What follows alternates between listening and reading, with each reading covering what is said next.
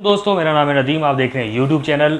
दोस्तों, जैसा कि आप लोग जानते हैं कि तहरीक अदम एतमाद कौमी असम्बली में जमा कराई हुई है पीडीएम की जानिब से, और दोनों तरफ से ही जैसा कि बताया था मैंने कि काफ़ी पुरअतमाद नज़र आ रहे थे, इमरान खान साहब भी और पीडीएम की जमात वाले भी। तो उसी पर मैंने सोचा थोड़ी सी और बात कर लूँ। अदरवाइज़ तो ऐसा लग रहा है कि इमरान खान के गेम नंबर जो है ना वो पूरे नज़र आ रहे हैं, और पीडीएम वाले भी बड़े पुरअतमाद हैं और वो कह रहे हैं कि हमारा भी जो है ना नंबर पूरा है। अब ये तो जब तहरीक अदमाद के ऊपर वोटिंग होगी तो हमें पता चलेगा।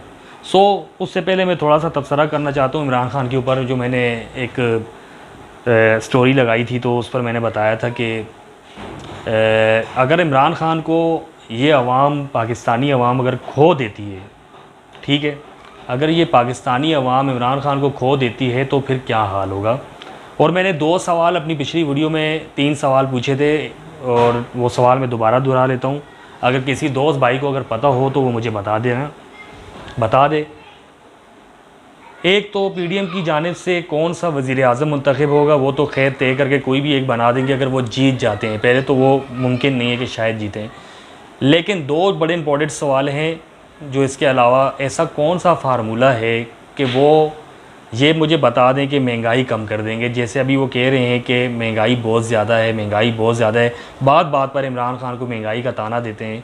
तो ये पीडीएम वाले क्या ऐसा फार्मूला अपनाएंगे कि ये जो है ना महंगाई कम हो जाएगी। और उसके बाद डॉलर की जो कीमत आसमान को छू रही है वो कैसे कम होगी। ऐसा कौन सा फार्मूला है जो इनके पास, ये बाद में जब अगर ये आते हैं 2023 में भी अगर ये आते हैं तो किस तरीके से जो है ये इस चीज़ को कवर करेंगे। मैंने तो अपनी लाइफ में कभी देखा नहीं है, पहले भी मैंने अपनी वीडियो में कहा और अब भी मैं फिर कहता हूँ कि ऐसा कोई फार्मूला इनके पास है ही नहीं, और ये ना कम होगा। ये मैं ऑन द रिकॉर्ड आपको बोल रहा हूँ, क्योंकि कभी ऐसा हुआ नहीं है। बहरहाल, तो ये 2 सवाल इसका जवाब मुझे दे दीजिएगा। और इमरान खान को अगर हम बहैसियत कौम अगर खो देते हैं तो फिर हमारा क्या हाल होगा। देखिए, अगर मैं उस दिन की अगर प्रेस कॉन्फ्रेंस उठा कर देखता हूँ, इमरान खान जज्बाती तौर पर तो बहुत ज़्यादा जो है ना मतलब ऐसे नज़र आ रहे हैं जैसे बदअखलाक या ऐसी ज़बान इस्तेमाल कर रहे हैं जैसे कि पीडीएम वाले कह रहे हैं। उस दिन शहबाज शरीफ और मौलाना फजल रहमान साहब ने कहा कि ये इस तरह की ज़बान इस्तेमाल करता है हमारे बारे में, ऐसे मनसब पर रहकर उसको ऐसी ज़बान इस्तेमाल नहीं करनी चाहिए। अब अगर मैं इसके बरक्स बात करता हूँ, यानी कि मौलाना फजल रहमान साहब जो कि एक मज़हबी जमात से भी उनका ताल्लुक़ है और एक मुअज़्ज़ब शख्सियत जो है ना, जाने पहचाने जाते हैं, आलमों की फ़हरिस्त के अंदर जो है एक मतलब उनका नाम है। तो ढके छुपे लफ्ज़ों में उन्होंने भी जो है इलेक्शन कमीशन से जो कहा कि इनको लगाम डालें, इनको पट्टा डालें। तो पट्टा किसे डाला जाता है ये बात भी आप समझते हैं।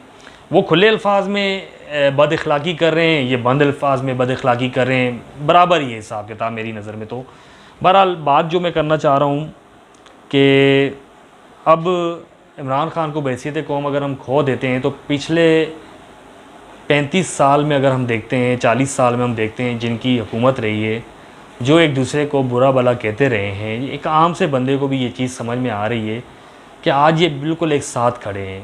वो कहते हैं ना, एक मिसाल है कि मतलब है कि जब इलाके का थानेदार सबको बुरा लगने लगे तो वहाँ के चोर सारे इकट्ठे हो जाते हैं। ये मैं मिसाल दे रहा हूँ। तो उस दिन जो है मौलाना फजल रहमान साहब जो हैं वो अपनी प्रेस कॉन्फ्रेंस के अंदर बोल रहे हैं कि ये एक्सपोज हो चुके हैं। तो भाई, मैं तो ये कहूँगा कि आवाम के सामने आप लोग भी एक्सपोज हो चुके हैं, सभी एक्सपोज हो चुके हैं, रह कौन गए पीछे कि मतलब जो एक्सपोज नहीं हुआ। तो सवाल ये है कि मतलब है कि फिर वहीं पर मैं आ जाता हूँ कि ऐसा कौन सा फार्मूला है कि महंगाई कम होगी और डॉलर कम होगा, और बहुत सारे ऐसे मामले हैं जो बिगड़े हुए हैं वो किस तरह कवर होंगे। इमरान खान ज़ाती हैसियत में मैं ये बात समझता हूँ कि मतलब बहुत ज़्यादा वो एफर्ट कर रहे हैं, कोशिश कर रहे हैं। उनके एसेट बाहर नहीं है, सबसे बड़ी बात। मतलब उनका डर नहीं है कि मतलब है कि वो बाहर जाके जो है ना अपनी जायदाद मुंतकिल कर देंगे या पैसा उधर मुंतकिल कर देंगे। बहुत सारे ऐसा इक़दाम जो हैं इनकी हुकूमत के अंदर जो हैं अपनाए गए हैं, लोगों ने देखा है। बैनुल अक़वामी सतह पर जो है इमरान खान की पॉपुलैरिटी में दिन ब दिन इजाफ़ा हो रहा है। एक जिस तरह से जो है ना नबी सल्लल्लाहु अलैहि वसल्लम का नाम अक़वाम मुत्तहिदा के अंदर जो है खड़े होकर जिस तरीके से जो है ना उन्होंने उसको मुतारिफ़ करवाया है। और अभी आने वाले दिनों में जो है ना फिर एक 23 मार्च तक आई थिंक जो है वज़ीर ख़ारजा सारे 40 ममालिक के अंदर से आ रहे हैं, फिर दोबारा जो है ना एक बैठक होगी, बात होगी। तो ये सारे मामलात हैं, देखें ये समझने की ज़रूरत है। मैं फिर बार बार कह रहा हूँ अपनी आवाम को, मैं कह रहा हूँ कि अगर, बल्कि मैं तो एक बात और भी सोच रहा था, मैं बात को ज़रा मज़ीद कर रहा हूँ, आगे बढ़ा रहा हूँ। मैं एक बात और सोच रहा था, मैं ये सोच रहा था कि अगर इमरान ख़ान तहरीक अदम एतमाद में हार जाते, मैं कभी कभी मतलब सोचता हूँ कि यार ये हार जाएँ, ताकि ये लोग 1-1.5 साल के अंदर जो है ना एक्सपोज हो जाएंगे। क्योंकि मुझे मालूम है ना तो ये महंगाई कम कर सकेंगे, ना ही जो है ना ये डॉलर को नीचे ला सकते हैं।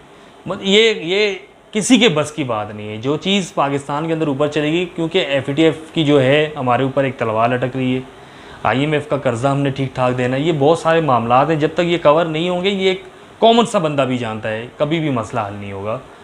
तो एज़ अ पाकिस्तानी मैं समझता हूँ कि इस वक्त हमारे पास इससे बेटर ऑप्शन है नहीं। कि इमरान ख़ान को मैंने बहुत तज़िया किया, महंगाई है, इसमें कोई ढकी छुपी बात नहीं है, बहुत सारे मामलात हमें फ़ेस करने पड़ रहे हैं, लेकिन इसके अलावा हमारे पास ऑप्शन क्या है? अगर ये एक्सपोज हो गया है तो पिछले 35 साल वाले भी हमारे सामने एक्सपोज हुए हैं। मैं तो आवाम से ये पूछता हूँ कि आप लोगों के पास कौन सा ऐसा ऑप्शन है इसके अलावा? अगर जो 35 साल जो पीछे रहे हैं, जो पीछे हमारे सरों पर बसरे इक़्तिदार रहे हैं, किस तरीके से उन लोगों ने हमारे साथ किया है, ये आप लोग सब अच्छे तरीके से जानते हैं। तो लिहाजा मैं ज़ाती तौर पर तो यही समझता हूँ कि इमरान ख़ान से तो बेस्ट ऑप्शन मेरे पास तो कोई है नहीं है, या मैं समझता हूँ आवाम के पास जो है ना इससे बेस्ट ऑप्शन नहीं है। अगर आवाम ने इमरान ख़ान को खो दिया तो मैं बता रहा हूँ कि ये आवाम समझ लें अपने साथ एक जुल्म करेगी। मैं ये बता रहा हूँ, एक ईमानदार लीडर और सच्चा और खरा लीडर शायद ही आपको मिले, जो सीधी बात करता है और साफ बात करता है। गुस्से, देखें साफ बंदा हमेशा गुस्से वाला होता है, ये बात याद रखिएगा। जो मिल बांट कर खाने के लिए करता है, जो सबके साथ दोस्ती बना के चलता है, वो मुनाफिक इंसान होता है, ये बात जहन में रखिएगा। जो गुस्से वाला होता है वो वाकई में कुछ ना कुछ होता है, ये बात जहन में रखिएगा। गुस्सा उसी को आता है जब वो काम सही नहीं हो रहा होता है, जब मामलात बिगड़ रहे होते हैं, वो कोशिश कर रहा होता है, वो एफर्ट कर रहा होता है। मेरी सारी बातों का मकसद और सारी बातों का मामला आप समझ चुके होंगे कि मैं क्या कहना चाह रहा हूँ। अदरवाइज़ फिर भी अगर किसी को मेरी बात बुरी लगी हो तो भाई आई एम सॉरी, नीचे आप कमेंट्स करके जो है अपनी राय का इजहार भी कर सकते हैं। और अगर अच्छी लगी हो वीडियो तो प्लीज़ लाइक और शेयर कर दीजिएगा। मिलते हैं नेक्स्ट वीडियो में। ओके, अल्लाह हाफिज़।